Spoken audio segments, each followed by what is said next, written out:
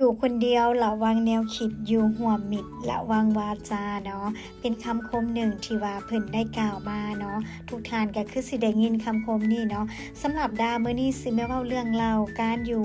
คนเดียวหรือว่าการมาเป็นนักธุรกิจอยู่ประเทศไทยเนาะดาเป็นคนหนึ่งที่มีความตั้งใจและก็มีความตั้งใจสูงในการเฮ็ดธุรกิจเนาะและกิจกรรมของดาจะเป็นกิจกรรมที่ว่าจดแต้มหรือว่าเรียนรู้เนาะเวลาว่างของดาก็จะฟังพอดแคสต์เนาะเพื่อจะเติมความรู้ความสามารถของเฮา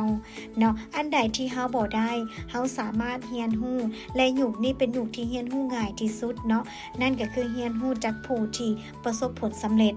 และก็มาทบทวนเนาะมาเบิงมาใช้ชีวิตว่าการใช้ชีวิตของเฮาเนาะหรือว่าการเฮ็ดเวียกของเฮาได้อย่างแน่เนาะเฮาเข้าใจเพียงใดและเฮาสิบริหารตัวเองแนวใดบริหารความคิดแนวใดบริหารห่างกายแนวใด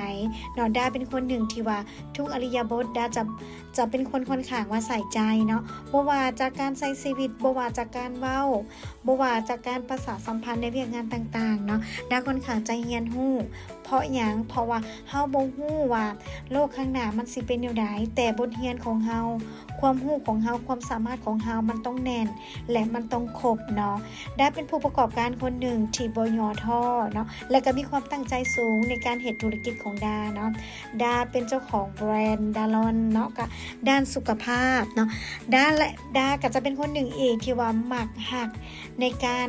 ออกกำลังกายและการใส่ใจในการกิน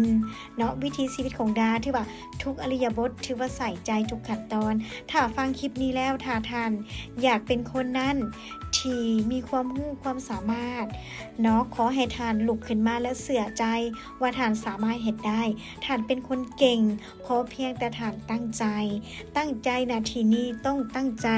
เรียนรู้เปิดโอกาสให้ตัวเองศึกษาเนาะคันเฮาเรียนรู้เฮาเปิดโอกาสให้ตัวเองเนาะเฮาจะมีความเก่งมีความสามารถขึ้นมาทันทีเพราะบทเรียนเนาะหรือว่าคนที่ประสบผลสำเร็จเขาได้ถิ่มห่องหอยไว้ให้เฮาแล้วขอให้ท่าน